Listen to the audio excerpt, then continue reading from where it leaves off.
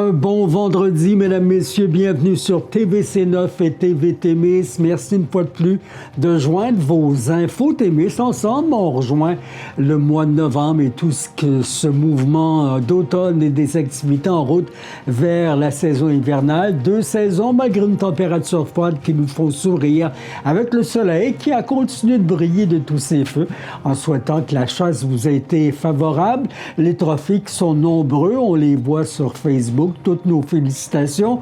De notre côté, armés de nos stylos, notre bloc-notes et la caméra de nos appareils mobiles, on a réussi à cerner vos récits pour rattraper vos histoires et raconter vos actualités des derniers jours. En manchette aujourd'hui, l'Union des producteurs agricoles du Québec qui affiche un déficit de 128 millions de dollars. En réaction aux informations diffusées mardi dernier, laissant entendre que la police provinciale allait procéder à la fermeture de postes pour réduire ses dépenses, TV Témis révèle que ce ne sera pas le cas pour le moment. On apprend qu'une motion votée à l'unanimité mercredi dernier au matin à l'Assemblée nationale du Québec engage la Coalition Avenir Québec et la Sûreté du Québec à n'effectuer aucune coupure. Selon les nouvelles publiées, Santerre et Témiscamingue verraient bientôt leur poste privé de leurs policiers. Le ministre de la Sécurité publique, des Relations avec les Autochtones et responsable du Nord du Québec, Yann Lafrenière, a invité hier l'ASQ à reprendre son analyse financière, tout simplement destinée à réduire ses dépenses, mais sans priver la population de services essentiels. Le ministre qui a refusé de réagir en entrevue, son équipe se contentant de nous référer à une déclaration sur les réseaux sociaux. Les députés de l'Assemblée nationale du Québec ont voté à l'unanimité une motion demandant au gouvernement de ne pas fermer de poste de l'ASQ en région. Geste survenu une journée après la fuite dans les médias d'un plan de compression budgétaire présenté à la SQ qui prévoyait la fermeture de 12 postes auxiliaires en région, dont ceux de Havre-Saint-Pierre également, et de Tadoussac sur la Côte-Nord. Le gouvernement qui a déjà fait savoir qu'il avait demandé à la SQ de refaire son plan visant à réduire ses dépenses. Il n'y a aucun plan d'approuvé, on vous le rappelle. On regarde dans tous les ministères pour réduire les bureaucraties sans toucher aux services, selon François Legault, le responsable de l'Abitibi à Témiscamingue. Motion qui a été, évidemment, adopté, présenté par le porte-parole du Parti québécois en sécurité publique et député des Îles-de-la-Madeleine, Joël Arsenault. Ce dernier qui se dit partiellement rassuré par l'engagement du gouvernement de ne pas fermer de postes de police en région. Ils sont fermement opposés à ces compressions qui sont directement le fait des déficits du gouvernement dépensier. Engagement de ne pas fermer de postes de police, partiellement rassurant. Ils surveillent évidemment toutes les étapes entreprises là-dessus. Et le président de l'Union des producteurs agricoles, Pascal Roux, a été réélu sans opposition mardi dernier à la présidence de l'UPA, l'Union des producteurs agricoles régionales, un 4e mandat de 2 ans. Et c'est sous le thème « La terre, la racine de notre alimentation » que la fédération de l'UPA tenait sa 57e assemblée générale annuelle. Avec les producteurs de la région, ils ont fait le point sur les enjeux agricoles et interpellé en 14 résolutions les gouvernements sur l'urgence d'un réinvestissement majeur. Écoutons l'intervention en conférence de presse du président Pascal Roux et de la 2e vice-présidente de l'UPA, Stéphanie Levasseur. L'ensemble du Québec, dans les prochains mois, on veut se pencher particulièrement là, sur le financement du secteur agricole, l'adaptation au changement climatique, puis la fameuse tarification carbone. Donc, le secteur agricole, c'est un secteur dynamique, c'est un secteur d'importance. On maintient des emplois, on habite le territoire partout au Québec, mais on a pas mal de difficultés là dernièrement à tirer notre épingle du jeu. Donc, dans les dernières années, là, le revenu net agricole est en chute libre. On est passé de 1,2 milliard en 2021 à pas tout à fait de 100 millions l'an dernier, puis Agriculture Canada prévoit un revenu négatif en 2025 là, à moins 125 millions. C'est la première fois en près de 100 ans que le secteur agricole connaîtrait un revenu négatif. Pourtant, les revenus bruts augmentent tout le temps, mais les dépenses augmentent plus rapidement que nos revenus. Donc, les producteurs réussissent plus à arriver. Et ça fait plusieurs années qu'on demande là, au gouvernement et provincial et fédéral d'ajuster ses budgets pour mieux soutenir le secteur, et on n'a toujours pas eu gain de cause. Pour faire une comparaison avec nos compétiteurs voisins du Sud et les pays de l'OCDE et en Europe, ces endroits-là investissent autour de 2% de leurs budgets globaux dans le secteur agricole, alors qu'au Québec et au Canada, on n'atteint même pas 1% des budgets. Donc, ça fait plusieurs années qu'on demande ce genre d'ajustement-là. On continue de faire ces démarches-là. Malheureusement, on doit se battre contre certaines filières qui sont souvent plus favorisées que nous, malgré que ça tombe parfois à l'eau. Là. Quand on efface une perte de 5 milliards, nous on demandait 500 millions, on aurait fait pas mal plus. On serait allé pas mal plus loin avec notre 500 millions que M. Fitzgibbon a réussi à faire avec son 5 millions. Mais bon, c'est mon petit côté éditorial. On a aussi, évidemment, beaucoup d'enjeux du côté de l'adaptation au changement climatique. Je m'en venais hier, puis je regardais le niveau des lacs en montant dans le parc de la Vérandrie. C'était assez... j'en revenais pas de combien le niveau des lacs avait baissé. La gestion de l'eau, c'est un enjeu prioritaire pour l'Union. La gestion des cours d'eau aussi, l'entretien des cours d'eau. Ici, peut-être un peu moins parce que le drainage n'est pas aussi avancé qu'ailleurs dans la province, là, mais c'est certain que on veut aussi là, on travaille toujours très fort aussi du côté de l'agro-environnement pour améliorer la qualité des cours d'eau puis tout ça.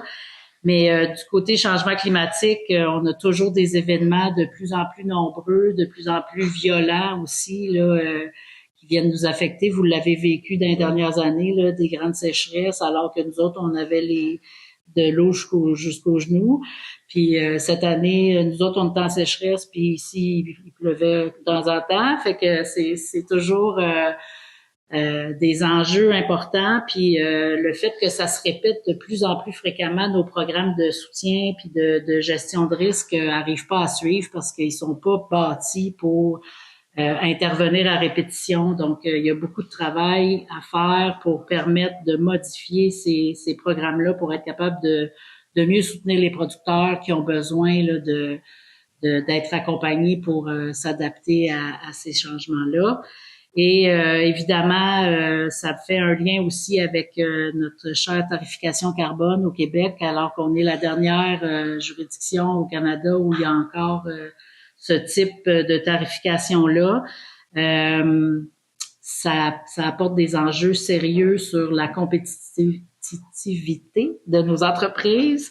Ça augmente notre coût de production, par conséquent, ça augmente le coût du panier d'épicerie quand les détaillants achètent encore nos produits, parce que cette année, ça a été des enjeux plusieurs fois là, cette saison-ci où les grandes chaînes, la distribution va choisir des produits qui viennent de l'extérieur pour garnir leur tablette plutôt que d'acheter des produits du Québec. Donc, la principale raison, c'est une question de prix. Alors, si nous, on est encore pris à payer une tarification carbone qui fait en sorte que notre coût de production est plus élevé que les voisins, ça a ces conséquences-là et sur nos entreprises et sur les consommateurs du Québec. Donc, il y a beaucoup d'argent qui est sorti du secteur agricole pour garnir le fonds d'électrification là, depuis les dernières années. On est rendu à presque 500 millions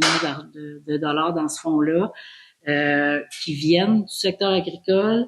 Et pourtant, il y a seulement 4% des entreprises agricoles qui ont réussi à aller chercher de l'argent dans ce fonds-là. C'était des sommes importantes, mais quand même, c'est pas beaucoup d'entreprises qui réussissent à aller chercher du soutien de ce côté-là. Et c'est certainement pas les entreprises qui en ont le plus besoin parce que pour avoir des projets à hauteur de 200 quelques millions, faut être une entreprise de très grande taille. Donc, c'est vraiment un manque d'équité flagrant là, de ce côté-là et on souhaite là, que le gouvernement fasse des actions pour qu'on puisse récupérer ces argents-là pour les investir sur les entreprises. Et on souhaite surtout que cette tarification-là soit remboursée ou abolie parce que ça joue vraiment fortement à la baisse sur notre compétitivité. Je vais laisser Pascal parler un petit peu plus de la région ici. Bon. Aujourd'hui, nous autres, c'est sûr que notre thème au niveau de l'AGA, c'est la terre, c'est la racine de notre alimentation. On a plusieurs ces résolutions qui se tournent vers la terre. Souvent, c'est comme ça qu'on les appelle. La protection de nos terres agricoles chez nous est encore un incontournable. Là, souvent, il y a beaucoup de terres agricoles qui sont dérivées vers d'autres buts ou d'autres fonctions. Je pense qu'on doit les protéger énormément. Puis ça vient au niveau des MRC, je pense, puis des municipalités. On va tomber en élection municipale. Là. Puis je pense que c'est une demande qu'on a vers nos MRC puis nos municipalités. Ils vont faire le schéma d'aménagement. Puis c'est important de protéger nos terres agricoles là, puis nos terres forestières. On doit investir, c'est dans la forêt, puis on doit investir dans l'agriculture. Puis chez nous, je pense que c'est un incontournable. Là. On parle beaucoup de programmes, là, mais de plus en plus, je pense qu'on va parler de programmes adaptés à la région ou des programmes, c'est chirurgical, nous, je vais appeler ça de même. Souvent, on n'a pas besoin de si grands montants, mais c'est des montants, puis on parle beaucoup de drainage puis de chaulage. Là. On revient à la base de l'agriculture, c'est le drainage puis le chaulage. On est à peu près drainé à 20%. On a un retard énorme à les rattraper. Fait que je pense que c'est dans ce contexte-là. Là. Puis c'est l'entretien des cours d'eau de Stéphanie en a parlé quand même. Puis ça vient aussi dans la cour des MRC. Il va falloir qu'il y ait des gestionnaires de cours d'eau pour la suite des choses. Puis il faut voir beaucoup plus loin que d'ici à 2-3 ans. C'est du très long terme. Là. Mais il faut être conscient de ça. Puis l'entretien des cours d'eau vient avec des bandes riveraines très bien adaptées pour protéger l'environnement. On est là, mais ça va prendre, c'est du support. Là. Puis on ne comptera pas que les distances sont encore là. On se rapprochera pas des grands centres. Fait qu'il faut avoir des programmes pour nous supporter à travers les transports. Ça, parce que de plus en plus, là, on perd des services. C'est extrêmement important pour nos producteurs pour continuer à se développer. Là. Je pense que les producteurs, de plus en plus, sont formés, sont prêts à aller de l'avant. Mais ça prend des programmes qui sont bien adaptés à une région comme la nôtre. Fait que, en gros, c'est pas mal ça. C'est sûr qu'on a 14, c'est 14 là, ces résolutions. Mais on vient qu'il faut absolument qu'il y ait de l'investissement de l'État, puis des investissements très bien ciblés. Là. Je pense qu'il faut être plus inventif que de faire du mur à mur. Là. Souvent, donc, ces gouvernements, puis on a parlé beaucoup. Là. C'est facile de faire un programme qui est mur à mur, mais il est pas bon pour toutes les régions. Chaque région a ses besoins spécifiques. Je suis quand même assez souvent au niveau du conseil général, je vois que chaque région a des besoins spécifiques. Mais c'est pas les mêmes. Fait que c'est dans ce contexte-là qu'il faut que les gouvernements travaillent et qu'ils soient inventifs pour mener. C'est dans ce contexte-là. Ça fait pas mal le tour. C'est sûr que Stéphanie a fait un bon topo, là, c'est l'investissement. Les entreprises sont prêtes à aller de l'avant. Ça va prendre des coups de pouce. Elle donnera sa place dans un peu plus de 48 heures après 8 ans à la préfecture de la MRC de Témiscamingue. Claire Bolduc a reçu de bons mots et de beaux présents à son dernier conseil. Voici un dernier entretien avec celle qui a géré le Témis dans les 24 derniers mois. Madame Bolduc, transposons-nous à dimanche, le 2 novembre. Il y a plein de gens sur la route parce qu'ils vont voter. Mais c'est aussi la première journée de retraite de la préfète de la MRC de Témiscamingue. Est-ce qu'on est nostalgique déjà à y penser? En fait, la première journée de retraite, ce sera au moment de l'assermentation du prochain préfet. Donc, le 2 novembre, je suis toujours en fonction et je vais commenter les résultats électoraux avec RDI. Dans ce contexte-là, je n'ai pas encore eu le temps de réfléchir à la nostalgie. Je fais actuellement le nettoyage des dossiers. Je m'aperçois qu'il y a encore beaucoup de dossiers qui m'interpellent et qui m'intéressent. Et je suis convaincue que je pourrais contribuer d'une autre manière. Alors, pour la nostalgie, non, ça ne m'a pas encore rejoint. Je répète, que si je voulais continuer en politique, c'est la politique municipale qui m'interpelle le plus, qui m'intéresse le plus. C'est là où j'aurais poursuivi mon travail, où j'aurais encore fait une proposition aux citoyens. Vous avez peut-être écouté quelques bouts du débat à la préfecture entre M. Barry et M. Lefebvre. Et j'ai posé la question, si Mme Bolduc avait décidé de rester en place, est-ce que vous vous seriez présenté? Et aucun des deux candidats disait clairement qu'il vous aurait affronté. Donc, toute la place était encore là pour vous? Moi, dès le mois d'août 2024, il y avait eu plusieurs rumeurs sur plusieurs candidatures. Il y avait 6 noms qui circulaient à ce moment-là. Moi, j'avais mentionné aux membres du conseil que je n'estimais pas que c'était ma place. J'estimais que j'étais préfète jusqu'au 2 novembre 2025 et que si quelqu'un, quiconque, qui que ce soit, a une proposition à faire aux citoyens, il avait le droit et il était bienvenu de le faire. Que je sois candidate ou que je ne le sois pas, les gens peuvent avoir des propositions à soumettre à la population et c'est dans cet esprit-là la démocratie s'exprime comme ça. C'est dans cet esprit-là qu'on peut vraiment construire une société, qui ait des propositions sur la table, qui ait des débats d'idées. Actuellement, il faut bien reconnaître que c'est inégal, la qualité des candidatures. Il faut bien reconnaître qu'il y a absence de réel débat d'idées. Vous dites qu'il y a encore des dossiers qui vous interpellent. Bon, le domaine public vous cite très bien. Vous espérez rester dans le domaine public et on va vous voir et vous entendre. Ça, c'est certain. Mais quels sont les dossiers qui, au Témiscamingue, vous demandent encore réflexion? Qui poursuivent ou qui vont exiger qu'on continue la réflexion, les grands dossiers. Le schéma d'aménagement et de développement de la MRC, qui est entrepris, qui doit être déposé en 2027, tout comme le plan climat que chaque MRC au Québec doit produire. Ce sont des dossiers majeurs pour notre avenir et ce sont des dossiers qui sont importants parce qu'on ne veut pas se faire dire par d'autres comment faire avec des politiques et des mesures mur à mur. D'où la très grande importance qu'on s'implique dans ces dossiers-là. Les dossiers de développement local aussi, ce qu'on fait au niveau de nos pôles d'excellence sur le tourisme aventure nature avec le RAID international et le RAID jeunesse dans la prochaine année.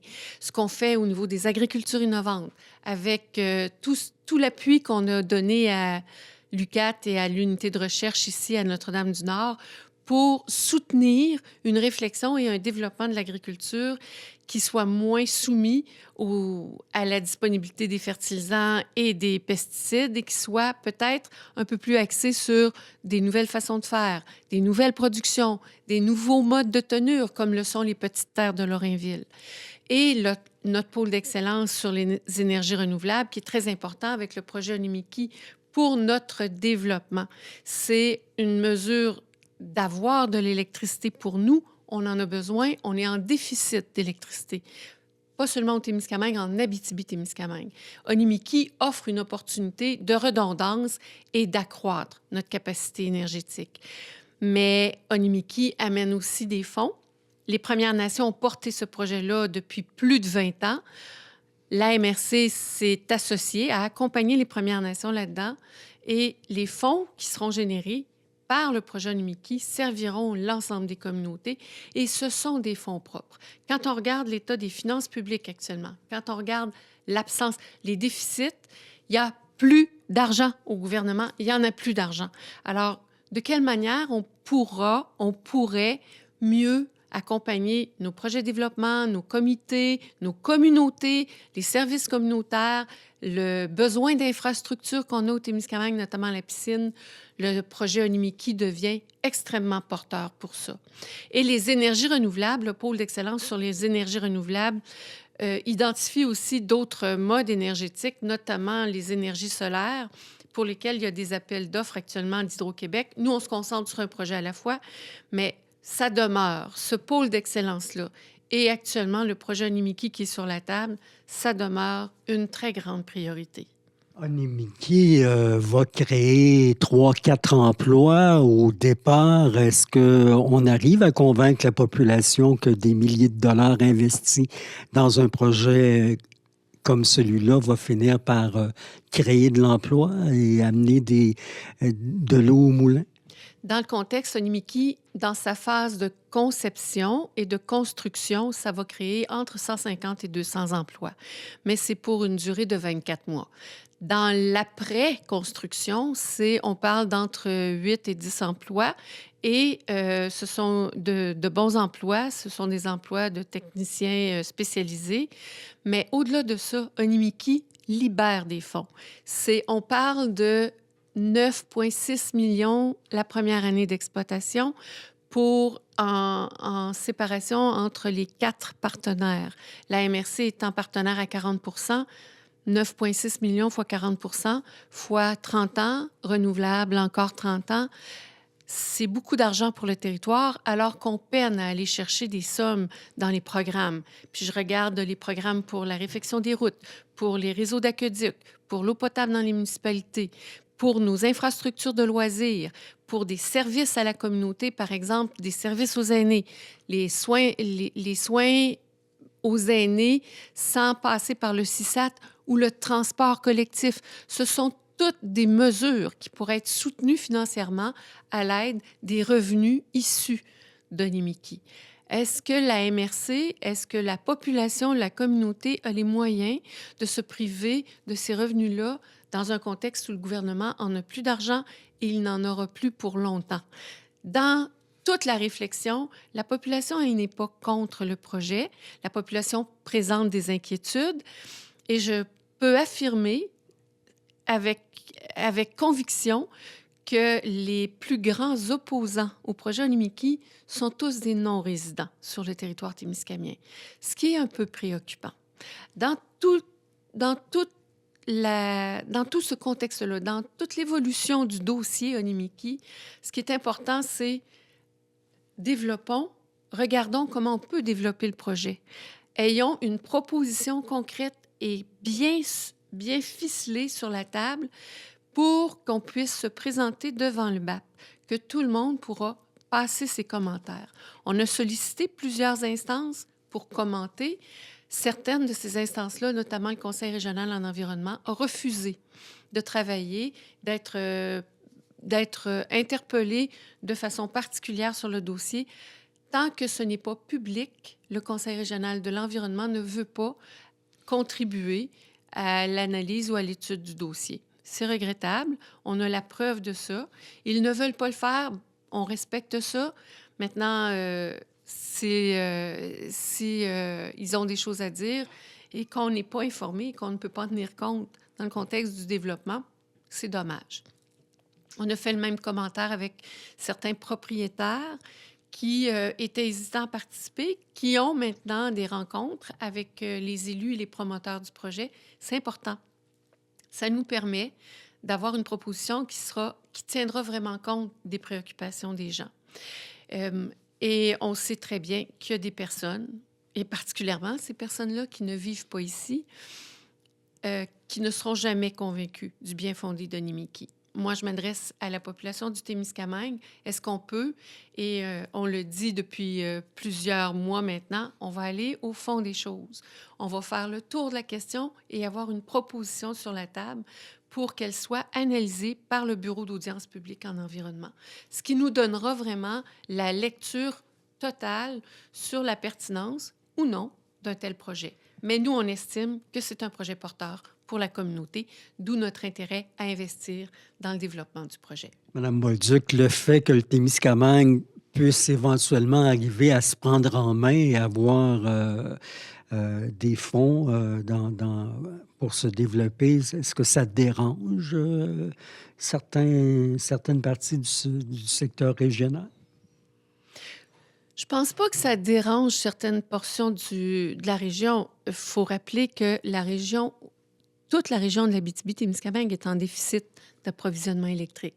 Le projet Onimiki pourrait contribuer à l'approvisionnement en électricité de plus de 15 000 portes, de plus de 15 000 adresses. C'est pas banal, là, c'est beaucoup plus que le Témiscamingue. On sait qu'actuellement, il y a des projets miniers en Abitibi qui ont de la difficulté à lever, à voir le jour, par manque d'électricité, par manque de blocs énergétiques pour faire lever le projet. Il y a une réflexion qui est témiscamienne pour l'instauration d'un tel projet, mais il y a une réflexion qui est plus globale, régionale, Abitibi-Témiscamingue, pour la pertinence d'un tel projet. Puis dans tout le contexte, nous, on ne dit pas à tout prix il faudra faire le projet. Le projet doit demeurer un projet qui respectera les valeurs des partenaires, et notamment les valeurs des Premières Nations, et ça doit demeurer un projet qui sera à hauteur de ce qu'on attend de ce projet-là, sans destruction d'environnement massif, comme on l'avait vu avec d'autres projets de centrales hydroélectriques, sans perte de territoire pour les Premières Nations, dont c'est le territoire, et sans perte de jouissance sur certains aspects, notamment la rivière Kipawa, pour lesquels on a bien entendu toutes les préoccupations et pour lesquels on a nous-mêmes des préoccupations. Madame Bolduc, on a vu cette semaine un déficit pour la première fois en 100 ans de 128 millions de dollars en agriculture. Est-ce qu'on a l'impression d'avoir perdu pied un peu de ce côté? Dans le dossier agricole, il y a une difficulté. Le monde agricole est toujours le premier secteur qui va être touché par des éléments qui sont perturbateurs de l'économie. Alors, on le voit, on s'attend à ce qu'il y ait une crise économique en lien avec les tarifs imposés par le président américain. On s'attend à ce qu'il y ait des perturbations économiques d'importance. Et le secteur agricole, c'est le canari dans la mine. C'est toujours le premier secteur pour lequel on a les alertes sur les difficultés. Est-ce qu'on a perdu pied? C'est un dossier sur lequel le monde municipal a bien peu de prise, puisque c'est le gouvernement du Québec et le gouvernement du Canada, par d'autres mesures, qui supportent le monde agricole. Mais au-delà de ça, pour nous, c'est clair, le secteur agricole, c'est quand même une portion, c'est l'une des deux activités économiques d'importance sur le territoire. Il faut voir qu'il faudra voir aussi de quelle manière on appuie les revendications que le monde agricole pourra avoir. Mais ce n'est pas un domaine où les municipalités ou la MRC peut agir directement et imposer une volonté ou proposer un programme directement.